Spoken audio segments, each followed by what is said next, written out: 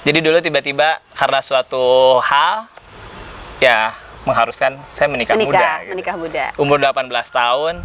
Kecil yang punya anak waktu itu. Jadi dulu tuh kayak kaget sih pasti ya, karena emang gue aja masih dalam masa pertumbuhan dan perkembangan berpikir. Gitu. Menurut lu di mana posisi hati? Kalau hati secara anatomi tubuh kan ada. Iya. Oke, ini secara hati juga gue nggak percaya, bahkan tadi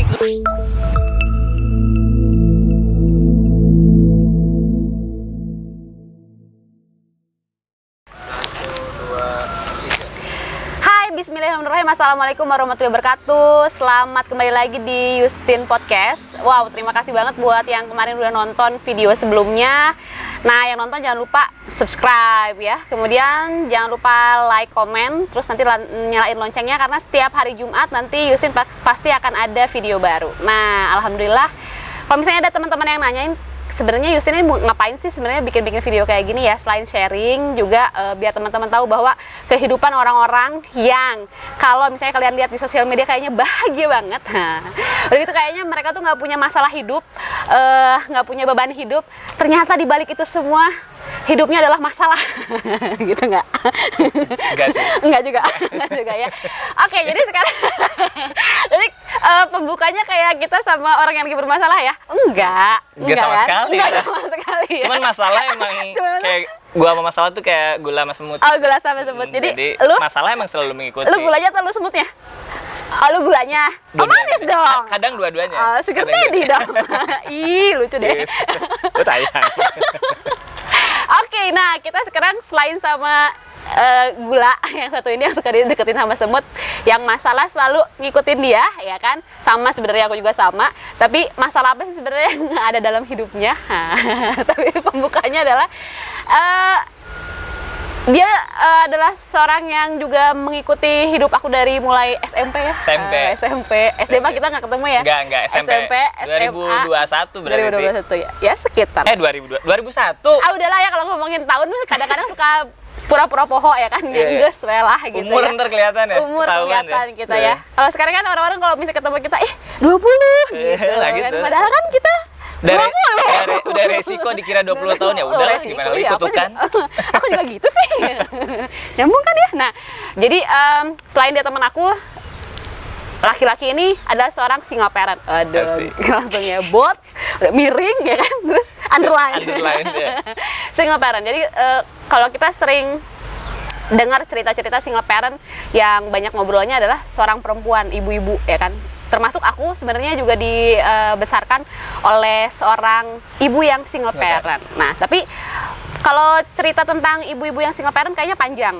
Banyak gitu ceritanya, udah biasa. Jadi kita sekarang dengar ayah yang single parent dan juga mengurus anaknya. Kita nggak akan tanya kita tanyain deh. Jadi gini teman-teman ya. Jadi gini, kalau hidup itu jadi hidup itu dari single, terus jadi double, terus jadi single. Pertanyaannya bukan dari single ke double, tapi sebelum single yang terakhir itu, kan awalnya ada double-nya. Iya. Boleh nggak ceritain double-nya? Masalah double-double-nya dulu. Singkat aja. Enggak, bentar sih, ini sebentar agak-agak keluar dulu ya dari out of topic dulu. Gimana? Ini lokasinya bring back memories banget. Iya. Wah, dulu kan sering banget di sini. Ini rumah aku ya kan. Jadi karena kita memang kenal dari SMP. Jangan langsung dulu ke itu dong, Ti, bentar. Iya, kita dulu. Iya kan. Tadi kan aku bilang, jadi kita flashbacknya dikit-dikit, ya kan, dikit-dikit banget. Jadi kata aku juga fase hidup manusia itu dari single ke double. Ada orang mah bukan double aja, nanti jadi triple gitu kan, jadi combo, nambah lagi gitu. Jadi combo quartet, ya kan, kuartet gitu kan, trio gitu kan. Kalau ini kan single, double, single lagi. single gitu. Single. Tapi nggak tahu double, single, double, single. Gitu kan.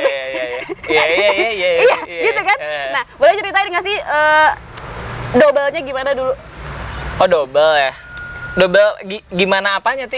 Iya, memulai double-nya menjalani dulu. Kehidupan itu sebagai mengawali double-nya tuh kapan? Oh, jadi gini kan, ini parenting ya?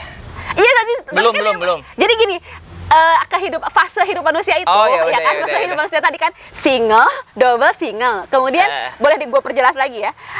Sebelum parenting, jadi kita sebenarnya ngebahas parenting dari single, tapi aku ingin juga bahas sebelumnya sisi dari adalah tapi guanya sisi juga dari ya. sebelumnya. Gak brief sih dia. Karena ini ya, biar dianya, jadi sebenarnya dia udah rada nganga, tapi dia kan pinter ya, jadi dia kayak mengalihkan, tapi nggak apa-apa. Kita coba paksa dia untuk jawab, gimana?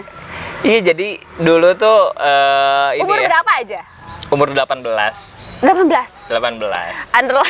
Underline bold, minggir ya kan, miring. Tapi ceweknya di atas. Cukup. Ya cukup. Jadi dia memulai hidup memulai menjadi Tapi cewek di atas tuh bukan berarti dia Dewi Kwan In ya. maksud lo? Kan di atas. Oh, di atas. Cewek di atas. Nah, jadi gini Ti. Jadi dulu tuh tiba-tiba kan kalau orang tuh guideline hidupnya normally gitu, rata-rata mostly itu jadi kayak lurus. Nah, gue tuh banyak beloknya, zigzagnya belok. gitu. Jadi dulu tiba-tiba karena suatu hal ya mengharuskan saya menikah muda. Gitu. Menikah muda. Umur 18 tahun, di saat hidup lagi rebel-rebelnya, ya, lagi happy-happynya, tiba-tiba punya tanggung jawab lebih gitu. Menjadi seorang suami juga dan menjadi seorang anak.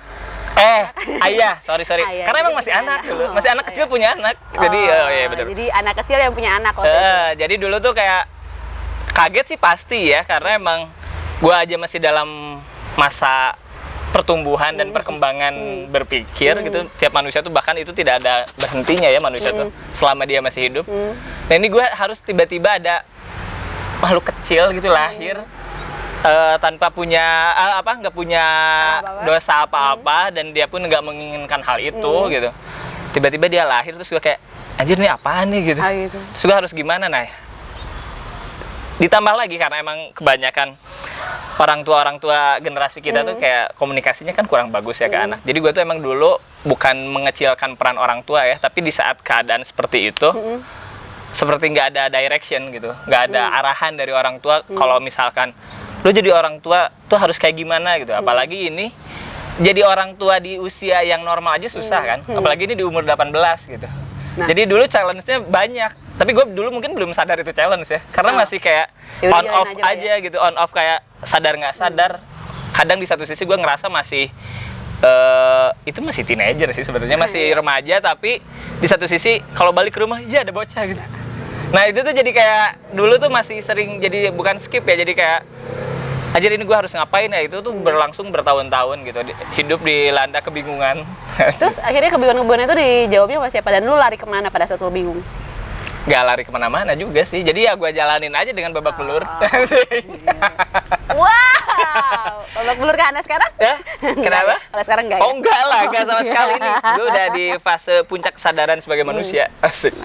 Nah jadi dulu tuh, tapi setelah ini ya, setelah sadar saat ini gitu, kalau kita misalkan mau skip beberapa fase kehidupan gue tuh jadi kayak, kalaupun bisa ditukar jalan hidup gue nggak mau sih ditukar. Pengen tetap ngalamin hal-hal itu. Tetap ada anak lo. Tetap ada, terus misalkan gue pun mungkin nggak akan bisa mencapai kesadaran seperti sekarang kalau dulu nggak mengalami hal-hal itu gitu. Dan kayaknya kalau yang harus ditukar, bahkan waktu mungkin boleh kembali, tapi anak lu kayaknya nggak akan Iya, boleh kemana-mana kalau bisa gitu. sih tetap anaknya tuh si itu, ya anak gue si Keke lah. Tapi mungkin harusnya gue di usia berapa punya anak dia gitu. Itu idealnya sih seperti itu gitu. Oke. Pertanyaan berat yang menurut gue simpel, tapi kayaknya coba direnungkan oleh Anda ya. Iya berat. Sebenarnya sulit apakah hidup waktu itu?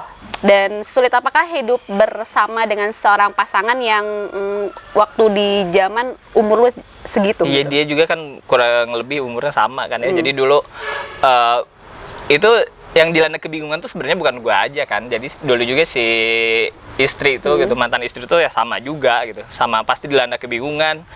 Yang tadinya hidup bareng orang tua, terus apa-apa dari orang tua tiba-tiba harus kayak anjir ngurus anak gitu. Ada individu lain di kehidupan kita yang notabene itu adalah tanggung jawab kita juga gitu. Kalau seandainya waktu itu nggak punya anak dan lu menghadap berjalan itu berdua, apakah kehidupan pernikahan itu akan berjalan nggak sesulit itu atau tidak akan seberat itu atau gimana menurut lo?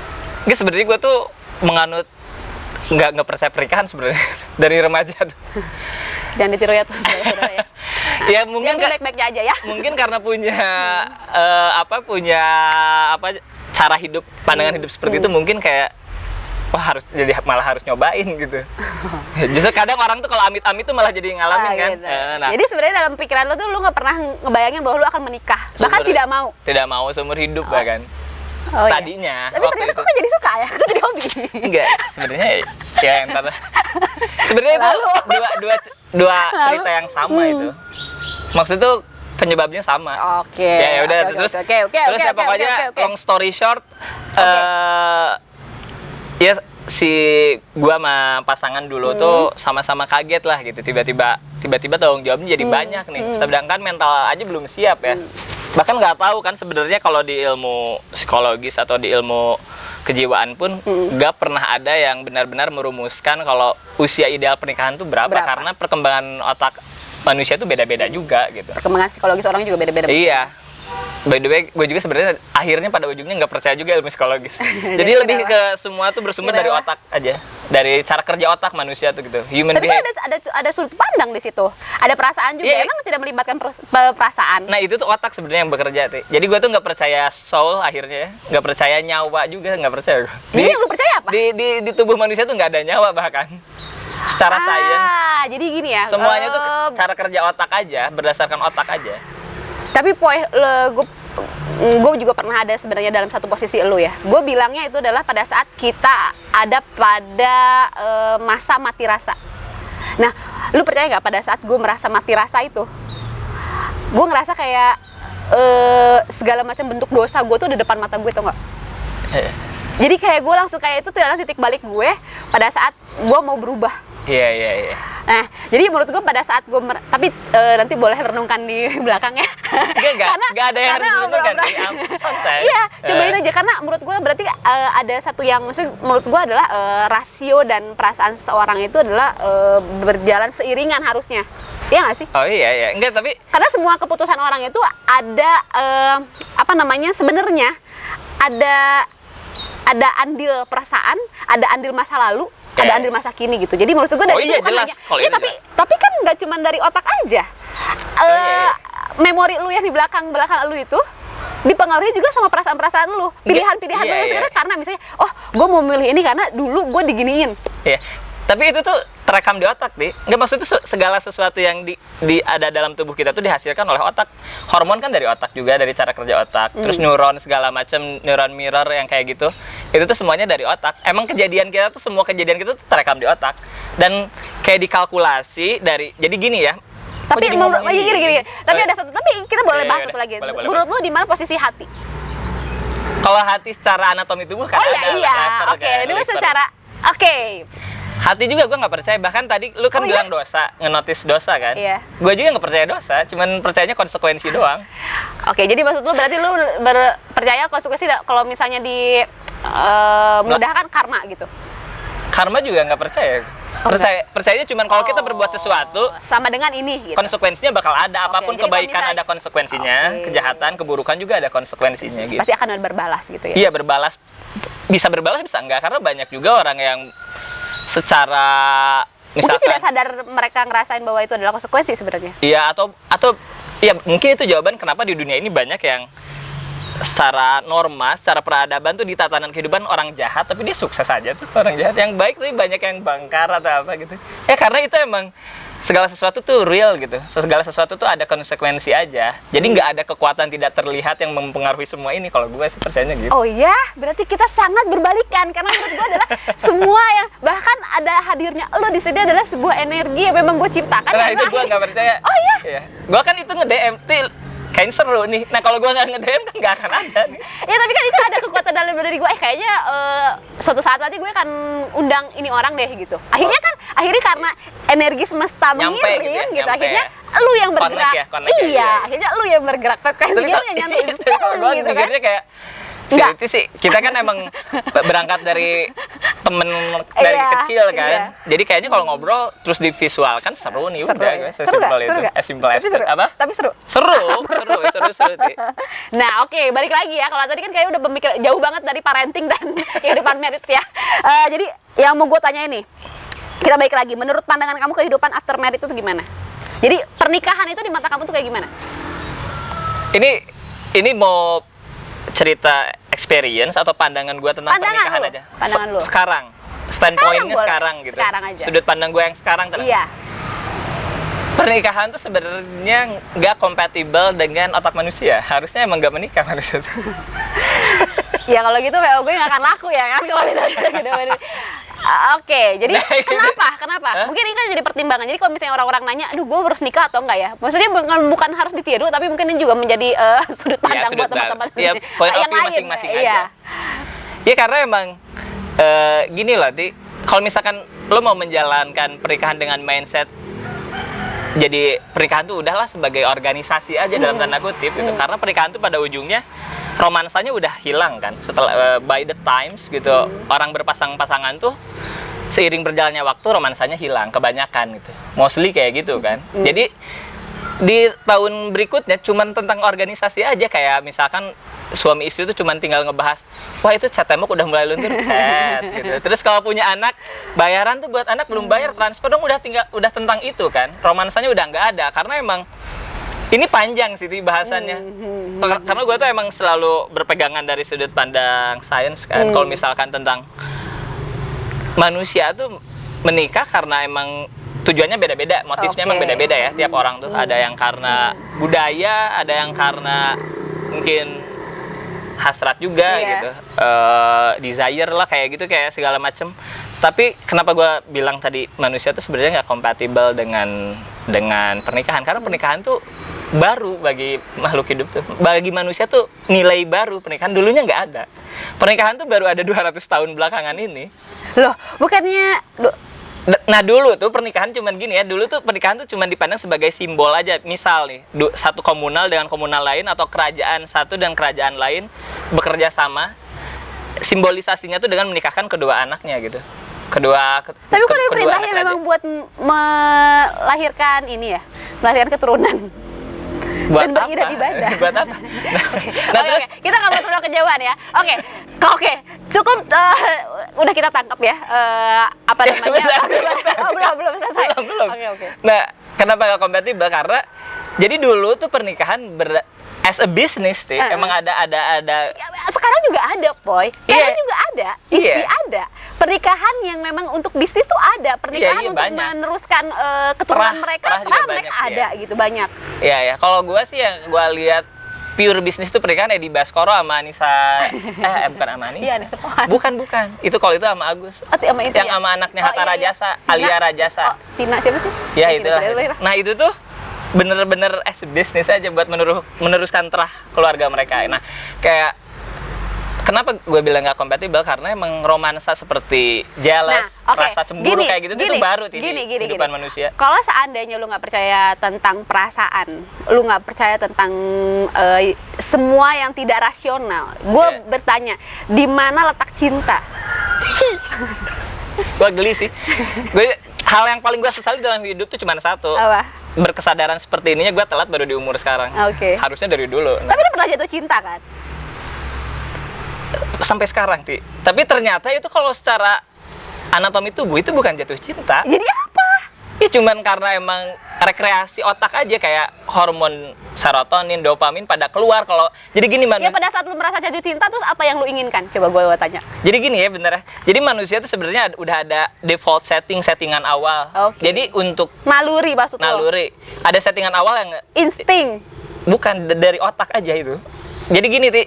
Ini dari awal ya, biar jelas ya, biar clear. Jadi manusia tuh terbentuknya sifat manusia, terbentuknya karakter seorang individu manusia. Ada 4 variabel sebenarnya. Ini based on apa nih? Based on science, neuroscience.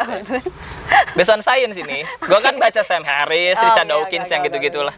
Nah terus gue kata mereka ya, bukan kata gue ini. Jadi satu dari persilangan kedua genetik orang tua, orang dari ibu dan bapak berarti ya, itu bersilang, menyatu. Dan kalau misalkan lahir seorang anak, nah kita nggak tahu si anak ini tuh kecenderungan dominannya turun dari siapa, dari ibunya apa dari anaknya. Dalam sifat tertentu mungkin ke ibunya, dalam sifat B mungkin ke bapaknya. Nah kalau anaknya punya 3, nah itu tuh variabelnya lebih cross lagi, lebih random lagi gitu. Nah variabel kedua, memori implisit. Memori implisit itu adalah memori yang tidak usah kita ingat-ingat, seperti makan. Makan itu memerlukan memori sebenarnya, karena kerja otak manusia Itu itu kan udah dasar banget memori. kan mirror kan, mirror. Jadi replikasi kita tuh meniru. Jadi cara jalan kaki, cara kita makan, kalau kita tinggal di hutan kayak Tarzan tuh bener jalannya Iya. bakal kayak gitu. Iya. Nah, kayak kita belajar, kita naik motor pun, naik sepeda itu memori implisit. Memori yang pas kita melakukannya nggak perlu kita ingat-ingat. Oke. Nah, kalau ketiga, memori eksplisit. Terus? Memori eksplisit itu adalah memori yang harus kita ingat-ingat. Contoh misalkan kejadian yang sudah berlalu, kemarin, tadi, sejam yang lalu kita mengingat sesuatu, nah itu memori yang harus kita ingat-ingat. Yang keempatnya adalah lingkungan. Lingkungan dan perjalanan hidup gitu. Itu 4 hal itu yang membentuk manusia jadi seperti apa gitu. Nah, kalau balik lagi ke jatuh cinta, jadi manusia itu sebenarnya dari awal untuk hal apapun tuh udah ada dalam tubuhnya. Misalkan warna favorit, musik favorit, bahkan tipe pasangan yang dia sukai pun udah ada dari tubuhnya gitu. Jadi ketika contoh, kalau gue lagi naik mobil nih, terus di pinggir jalan ada cewek yang kriteria gue tuh, nah itu suka kan. Nah itu tuh keluar hormon-hormon serotonin, dopamin, segala macem, Ti. Terus pada saat lu bilang bahwa ya udah gue kawinin lu, Kan itu sebelum gue jadi kayak sekarang masih bego. jadi Gitu. udah nggak kayak dulu ya? Udah. Lagian dulu pun kan bukan gua Sekarang mau jadi kawinin nggak lu ada, dulu sekarang, juga. sekarang udah nggak ada cinta aja. Apa? Udah nggak ada cinta. Bukan cinta, itu ketertarikan aja. Oke. Attraction aja, Ti. Attraction aja Iya. ya. Yang datangnya entah yang Bukan datangnya entah dari emang mana. secara rasional lu aja. Secara maksudnya itu memang kayak oh ya udah dari mata, terus begitu akhirnya ada warna, ada segala macam, memori itu lu tuh tuh semuanya diolah dalam otak lu, akhirnya otak lu berkesimpulan, akhirnya bergeraklah, coba tanya nomor teleponnya berapa. Nah itu gitu. Nah itu tuh, wah itu tipe gua nih, itu tipe gua gitu. Oke. Makanya itu kenapa Oke. jawabannya ada cewek yang bisa bertahan sama bad boy, sama cowok brengsek gitu. Karena itu emang tipenya. Jadi jangan salahin kalau cewek emang suka ke tipikal cowok tertentu. Gitu. Iya. Ada yang suka dikasarin. Nah, itu juga emang Oke. Oke, sekarang berarti ada pertanyaan lagi nih. Kayaknya masih tetap nyambung sama pertanyaan yang tadi. Kalau Gerah ya, Ti? seandainya, hah? gerah. Iya, gerah ya. Gitu. Gerah. Semangat Puasa banget sih, ya. puasa. Oke. Sekarang kan tadi dari awal nih ya, kita flashback lagi dari single, double, single lagi. Udah gitu, yang gue mau tanya adalah apakah pemikiran lu, terus konsep hidup lu, prinsip hidup lu ini yang menjadi salah ya pertanyaan? Belum aja ditanyain. Oke, gini, salah. Nah, kalau seandainya harus dipasang jawab dan berpikir terbalik nih, kira-kira kenapa pasangan lu dulu akhirnya memutuskan berpisah sama lu? Itu kesepakatan bersama sih. Betul. Ini mah kalau misalnya lu kan gini ya, kan kalau orang lain kalau bisa pisah tuh, iya soalnya aku tuh dia tuh gini. Iya. Kalau sekarang tuh kalau misalnya seandainya lu harus kayak ngomong, ada orang lain tuh akhirnya lu mendengar dan bisa menjawab itu, mengulangi apa yang orang lain bilang, kira-kira apa? Sesimpel nggak cocok. Ya why? Gitu. Emang itu kenapa? Why? Gitu loh. Pi. Iya, karena emang sebenarnya balik lagi, jadi orang yang bisa cocok sama pasangannya tuh itu orang yang paling beruntung di dunia ini. Iya sih. Soalnya emang nggak semua orang cocok. Ada juga orang yang mempertahankan pernikahannya tapi menghabiskan sisa hidupnya tuh dengan rasa nggak bahagia, banyak loh. Sampai nenek-nenek, kakek-kakek tapi nggak bahagia tuh banyak. Iya. Nah, gua tuh emang sesimpel nggak cocok nih gitu. Oh ya udah, kalau gitu daripada gua nggak bahagia seumur hidup ya udah gitu. Ya udah. Karena emang nggak terlalu sakral sih bagi gua pernikahan. Jangan ditiru. Tenong. Oke, baik kalau gitu. Baik. Kalau gitu, tadinya ada pertanyaan ini nih. Kunci hidup rumah tangga, belajar dari kegagalan lu, berarti sebenarnya nggak ada kuncinya dong. Oh, ada. Apa? Ada. Karena emang sebenarnya ada ya.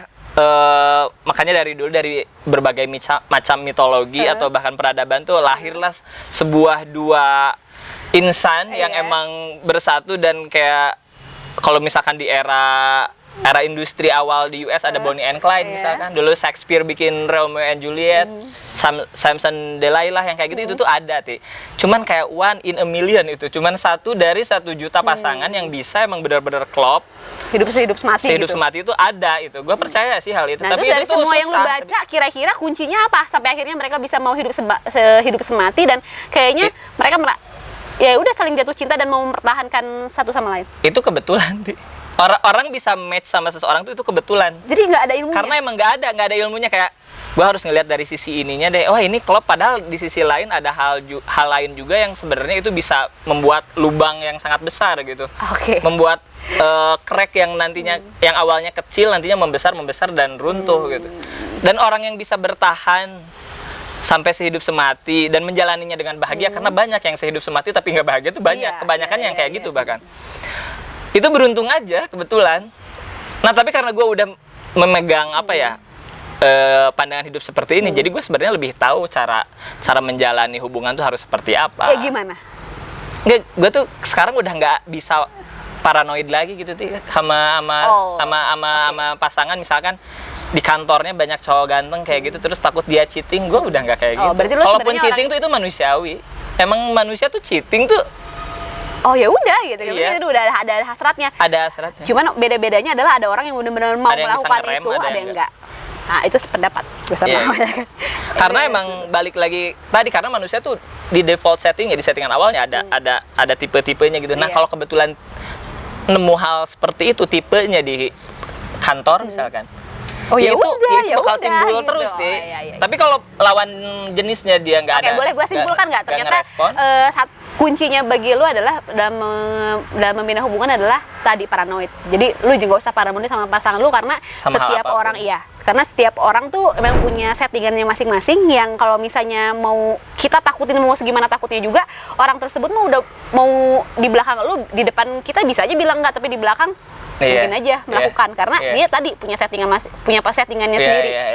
Tentang cara pikirnya, tentang perasaannya, tentang bagaimana dia menahan emosinya, betul nggak? Iya, tapi ada manusia juga yang emang penakut gitu. Bisa jadi dia ketemu di tempat kerjanya, ketemu lawan jenis yang dia suka gitu, tapi dia statusnya udah dalam pernikahan si orang ini.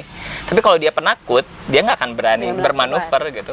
Ya mudah-mudahan ketemu pasangannya yang penakut aja. Tapi kalau rasa tertarik ke lawan jenis yang lain tuh pasti ada selalu. Paranoid yang maksudnya paranoid yang memang ada batasnya lah ya, yang sewajarnya gitu ya. Iya, terus dalam hal apapun juga jangan terlalu di-drive oleh emotion gitu, oleh emosi apapun. Oke. Rasio yang harus mengendalikan hidup kita. Tetap rasio ya. Rasional dan hai aja lah. Gak penting kok kita nggak usah terlalu baper lah ya, gitu. Kan ada istilah kayak manusia tuh lahir sebagai khalifah, itu terlalu berat. Kita tuh nothing anjir. Kita cuman mikroorganisme yang ngerusak bumi aja. Iya. Ya mudah-mudahan kita menjadi manfaat ya. Apa yang kita obrolin sekarang, mudah-mudahan jangan jadi nothing, tapi menjadi something buat teman-teman semua, dan ada manfaatnya. Iya, nggak penting manusia. Ini obrolan ini tuh bisa jadi penting, Boy. Baik ya. Kalau gitu dari tentang kehidupan berumah tangga ya kan, dan mengawalinya dari single to double, dari double to single, asik. Itu balik-balik lagi All England sering banget ya. Kayak Rudy Hartono ya. Baru kita masuk menuju parentingnya. Iya. Baik. Boy, menurut lo fungsi mau bagaimanapun kan anak itu dilahirkan ada ibunya, ada bapaknya. Menurut lo fungsi ibu dan fungsi ayah tuh apa sih? Nah, ini kompleks lagi tuh. Sampaikan aja kompleksitasnya, jadi biar kita tahu. Sebenarnya ada di beberapa di beberapa keluarga yang bahkan bertukar peran tuh banyak ya. Maksud tuh justru yang mencari nafkah malah ibunya, bapaknya ngurus rumah tuh ada beberapa kayak gitu. Tapi itu balik lagi dari spektrum gender Siti. Jadi maksud tuh sebenarnya manusia tuh kan gender tuh, kelamin tuh dua, gender tuh banyak sebenarnya. Jadi manusia tuh ada yang lahir dengan kecenderungan hormon tertentu, ada yang cowok tapi kecewek-cewekan, tapi orientasi seksualnya tetap straight gitu, tetap normal.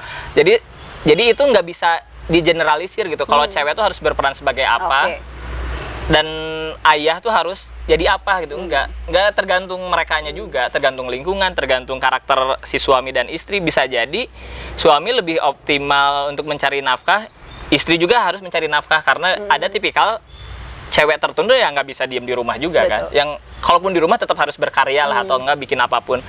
Tapi ada juga suami yang memaksa istrinya membuat sesuatu, tapi dia nggak bisa juga, ya itu nggak bisa dipaksain. Ya udah, emang itu maksimalin aja. Berarti lo harus lebih fokus parenting, jangan sampai dia nggak berkarya, nggak lebih ditonjolkan sesuai karakter masing-masing gitu. Dan jadi menurut lo ilmu parenting itu dimulai dari mana? Sebenarnya istilah parenting tuh itu kan kayak skopnya jadi lebih kecil ya, karena hidup manusia tuh sebenarnya lebih lebih kompleks dan lebih luas gitu. Jadi cocoknya tuh istilahnya nurturing sih sebenarnya. Nurturing itu kan pengasuhan. Pengasuhan tuh melibatkan komunitas, melibatkan beberapa orang gitu. Bukan cuman keluarga yang ada di rumah, bisa itu guru di sekolah, lingkungan atau apa. Bahkan kalau di populasi atau di sebuah negara yang tingkat kesadaran pendidikannya tinggi itu, ngelihat anak remaja masih pakai baju seragam pakai di jam sekolah tuh ditegur sama orang lain gitu, kayak di Singapura kayak gitu kan, orangnya kalau ngelihat ada anak kecil di jam sekolah tapi keluyuran di luar tuh pasti ikut negor semua itu, karena merasa pendidikan itu penting bagi negaranya gitu. Jadi kalau pola nurturing tuh parenting lah ya, kalau misalkan ini istilah lebih tentang mengidentifikasi bakat setiap anak yang unik itu, mengidentifikasi lebih awal gitu deh. Minat anak ini apa, sifatnya seperti apa, jangan sampai kita salah mengguide si anak gitu, mengarahkan si anak. Dan melatih menumbuhkan rasa empati. Udah dua hal itu juga udah cukup. Ya. Empati kalau kalau seorang individu punya rasa empati yang tinggi, itu kemungkinan dia akan hidup bahagia gitu. Bahagia dengan bahagia sejahtera, bukan sekedar gembira aja gitu, bukan hanya kekayaan misalkan yang dicari. Nah kalau misalkan, tapi bukannya empati itu tentang rasa ya, balik lagi jadinya. Jadi kita nggak usah balik lagi ke sana. Beda sih. Oh ya terus. Nanti kita balik lagi ke sana ya. Oke. Nah, yang gue tahu tuh adalah sebenarnya tugas ibu itu adalah untuk melatih empati tersebut gitu. Berarti sebenarnya tadi yang lo bilang kalau ternyata bukan hanya tugas suami aja. Misalnya suami itu bukan cuma tentang nafkah dan juga mengajarkan kedisiplinan dan aturan rumah tangga, sebenarnya aturan keluarga ya kan. Oh, kalau kamu nggak boleh pulang jam segini, pokoknya kalau misalnya nggak boleh buka pintu, kan biasa kalau bapak-bapak gitu. Kalau ibu-ibu kayak sayang, coba ngobrol sama mama segala macam kan. Tapi sekarang tuh banyak ditemukan justru bapaknya yang lebih seperti itu, ibunya yang kebalikan, ibunya yang keras. Ada kok yang kayak gitu. Malah yang lu tadi bilang, bapaknya justru yang lebih berempati gitu. Verbalnya lebih bagus, komunikasinya lebih bagus, ibunya lebih diem. Ada kok individu yang emang gak suka ngurus anak tuh ada. Nggak, maksud tuh yang emang bukan menelantarkan ya, tapi maksud tuh gak suka ngedenger rengekan anak, kayak risih denger rengekan anak tuh ada, dan itu tuh nggak bisa disalahkan gitu. Emang karena manusia tuh beda-beda gitu. Karena tumbuh di lingkungan yang berbeda-beda ya, outputnya pun berbeda-beda, jadi nggak bisa disalahkan sifat seseorang. Tapi sulit nggak sih membesarkan anak sendiri?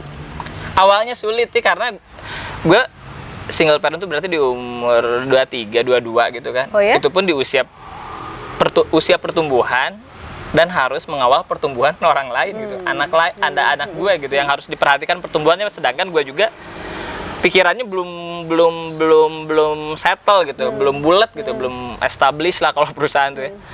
Jadi kayak dulu tuh gue ngerangkak, dia ngerangkak. Makanya gue sampai sekarang tuh selalu gue menyempatkan minta maaf ke si anak tuh, ke si Keke. By the way nama anaknya Keke ya, takutnya kan banyak yang nggak tahu. Ke si Keke itu hampir tiap hari gue minta maafnya pertama karena telah memberikan dia kehidupan gitu. Karena bagi gue kehidupan itu adalah penderitaan terbesar seorang manusia tuh kehidupan. Eksistensial gitu, merasa dirinya ada tuh kayak, padahal kalau nggak ada dia ya udah sih aman-aman aja gitu. Dia lahir tuh yang salah orang tuanya gitu. Maksudnya jadi dia harus ada kesedihan, kesenangan, kekhawatiran dalam hidupnya. Jadi gue tuh selalu mau minta maaf ke anak.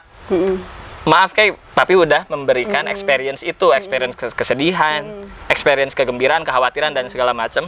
Kedua, minta maaf tentang harus tumbuh sebagai anak yang nggak utuh gitu orang tuanya. Dimana mungkin pasti awal-awal dia mentalnya lumayan ada distraksi ya, lumayan terganggu. Contoh kayak kalau anak-anak yang lain ketika rapornya dibagi gitu, yang datang kan orang tua murid itu ibu. Nah gue kan cowok.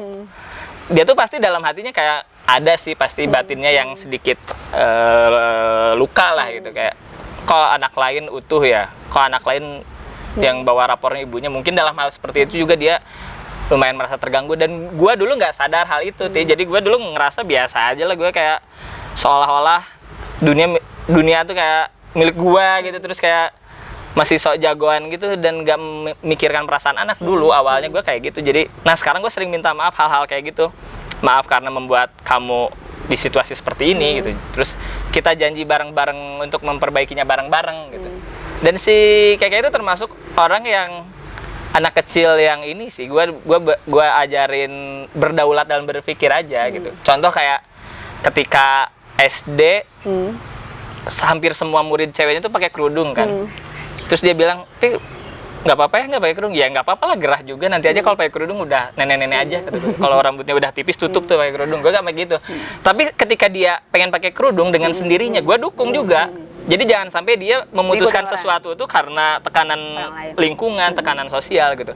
Harus berdaulat aja dalam berpikir. Tapi ya nggak bisa juga manusia mandiri, karena manusia tuh tetap butuh individu lain untuk melangsungkan kehidupannya. Belajar lah ya intinya. Iya, gitu. Intinya belajar terus memutuskan gitu kan Iya, ya. iya. Dan bertanggung jawab atas apa yang dia putuskan. Iya, gitu, iya, kan? iya, gitu. Gitu nggak sih? Iya, gitu bener sih. Mantap. Oke, lu bisa gambarin nggak sih? Gambarkan aja secara nggak usah terlalu panjang, Ini tapi kayak ini gambar bisa, di toko jalan-jalan, iya, gambar setan. digambarkan, ilustrasikan, ceritakan mana sama yang nonton nih.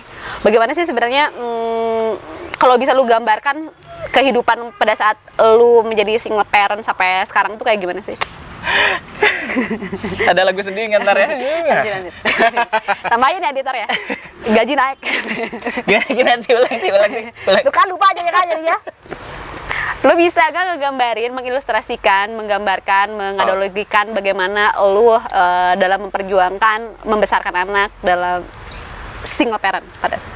Jadi gue dulu tuh karena belum berkesadaran seperti sekarang. Dulu sih merasa berat ya. Dulu ya waktu single parents pertama, ditambah di rumah pun dulu papa baru juga pass away gitu, baru juga meninggal papa aku tuh. Jadi di rumah tuh cuma ada mama dan aku gitu. Jadi si Keke itu diurus oleh dua single parents, gimana ya? Gitu loh.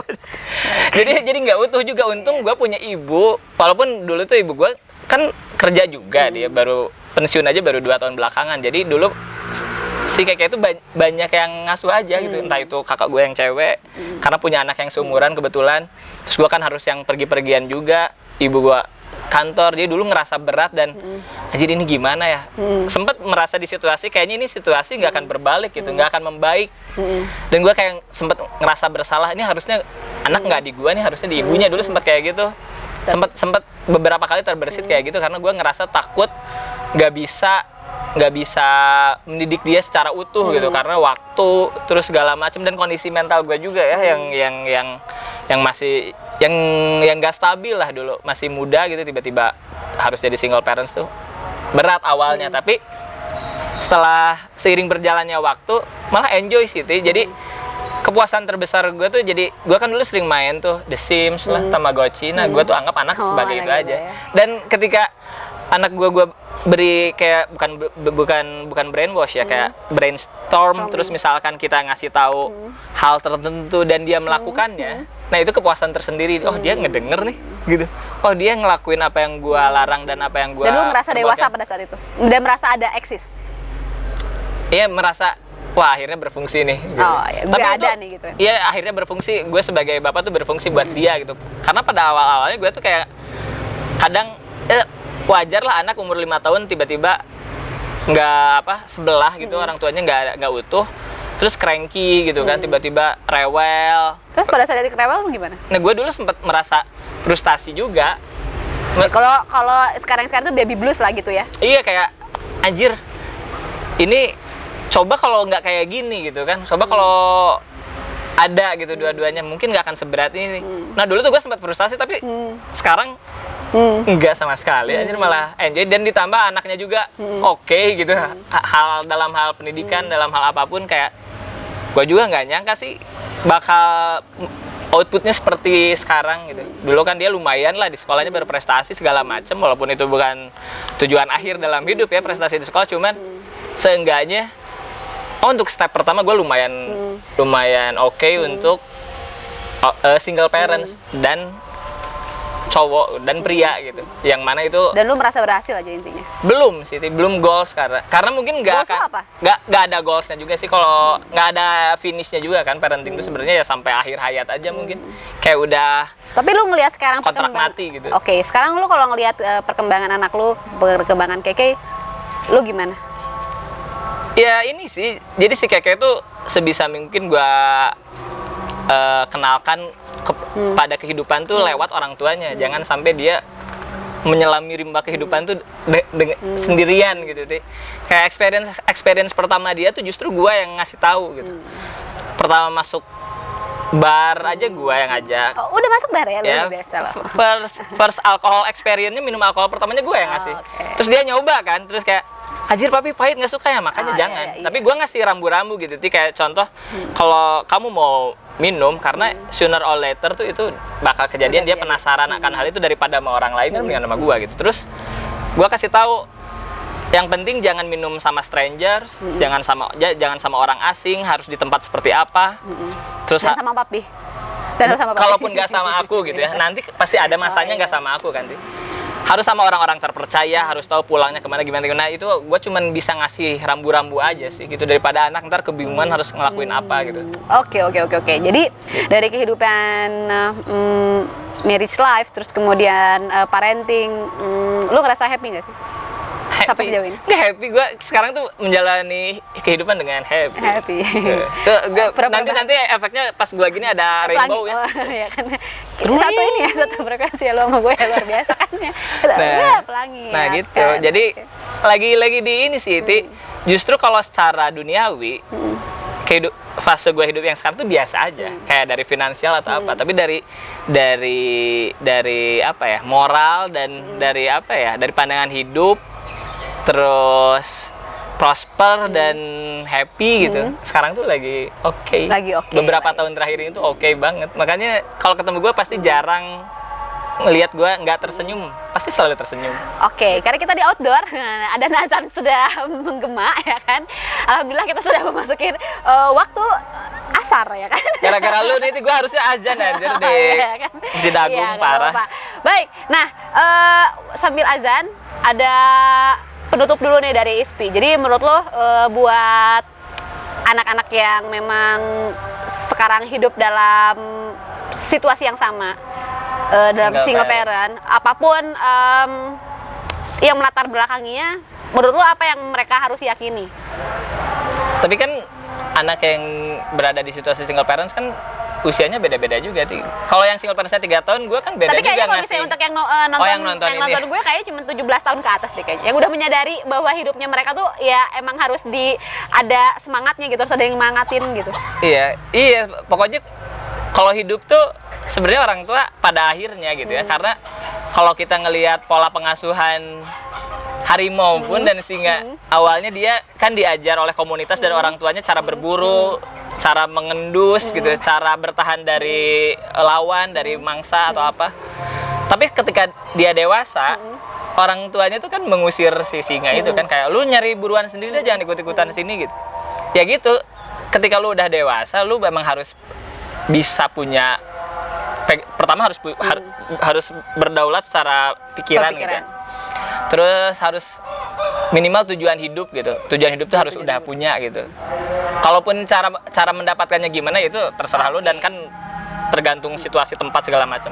Jadi kunci hidup adalah tadi berdaulat dalam berpikir dan ya konsisten aja lah ya. gitu. Terus kalau misalkan situasi lahir di keluarga single parents itu pada akhirnya sebenarnya nggak penting-penting amat. Yang penting tuh balik lagi ke diri lu sendiri. Terus lo harus pergi sejauh mungkin lah, maksudnya nyari pengalaman hidup atau apa, berkarya sebanyak mungkin aja gitu. Dan bagi single parentnya sendiri, apa yang lo sampaikan? Single parents yang kuat aja lah. Yang kuat aja. Lagian situasi sulit yang lu alami itu, kalau yang sekarang kebetulan lagi dalam situasi itu, karena gue juga dulu pas awal mengawalinya merasa shock juga gitu. Pasti itu badai itu pasti cepat berlalu. Nanti juga bakal ada pelangi kok at the end of the day. Pelangi itu rainbow has come gitu. Habis gelap terbitlah terang gitu kan sih. Habis gelap terbitlah tatang gitu. Yang ada tukang sayur di rumah yang dia keluarnya tiap pagi gitu. Tiap pagi. Jadi habis gelap keluar tatang. Keluar semuanya kan. Oke, baik ya. Baik. Oke, teman-teman, jadi mungkin mudah-mudahan ini di nature ya, jadi ada ayam, ada segala macam, gak apa-apa, ini menghiasi background kita hari ini. nyaman gitu kan ya, bener gak sih? Iya, nyaman banget. Tadi ada kuda lewat, itu kan biasa. Di sini jerapah gitu. Baik, iya, jadi mudah-mudahan obrolan kita ini jadi semangat juga buat teman-teman semua. Jadi kalau misalnya yang ada pada kondisi yang sama, kenapa Yustin juga bahas tentang parenting di mana single parent, sebenarnya nyambung sama yang kemarin. Jadi sebenarnya apa sih penyebab adanya akhirnya orang berada dalam posisi-posisi yang memang tidak enak, tapi posisi-posisi yang tidak diinginkan sama orang tentunya. Ada satu lagi nih, Ti. Apa? Jadi pokoknya sebisa mungkin sih, entah itu yang single parents ataupun yang utuh ya, sebisa mungkin mengarahkan anaknya untuk bisa berfungsi optimal untuk komunitasnya aja gitu. Jadi parenting itu penting untuk mengidentifikasi awal minat dan bakat si anak sedari dini gitu. Kalau misalkan anaknya ternyata jago nyanyi, lu nggak usah lesin dia matematika gitu. Ngapain, buat apa? Yang jago matematika pun lu nggak usah lesin dia piano gitu, buat apa? Wasting time gitu. Karena emang kalau kita sejago apapun matematika, Alfamart bakal tetap beli kalkulator, nggak akan memperkerjakan orang yang jago matematika buat ngitung berapa belanjaan orang gitu. Nah jadi kenalilah bakat anak sedini mungkin dan emosinya sedini mungkin, dan komunikasi sih yang penting sama anak tuh. Jangan ada barrier gitu di antara anak sama, jangan satu arah gitu loh, Ti. Seolah-olah anak orang tua selalu benar, anak tuh harus selalu dengar orang tua. Enggak, itu nggak berlaku. Itu Nah, itu penting banget. Jadi mungkin konklusi gue adalah satu tadi, bahwa komunikasi antara orang tua dan anak. Begitupun dalam kalian mempersiapkan pernikahan kalian juga ya. Orang tua dan anak tentunya ada komunikasi. Mau orang tuanya yang lengkap atau yang tidak, tetap komunikasi penting. Iya. Itu semuanya demi kebahagiaan semuanya, betul nggak sih? Terus kalau enggak, bentak juga orang tuanya, ini yang nikah tuh ade atau orang tua gitu, kok yang datang lebih banyak temen orang tua gitu. Ya emang acara orang tua. Oh gitu ya, oh gitu. Oke, baik. Makasih sekali lagi buat Ispi udah mau ngobrol-ngobrol, seru banget hari ini. Pasti panjang banget durasinya, tapi nggak apa-apa. Mudah-mudahan jadi manfaat buat teman-teman semua. Terima kasih sekali lagi buat yang udah nonton. Jangan lupa nanti tontonin video selanjutnya. Jangan lupa komen, share, lonceng, sama subscribe juga. Terima kasih. Dah.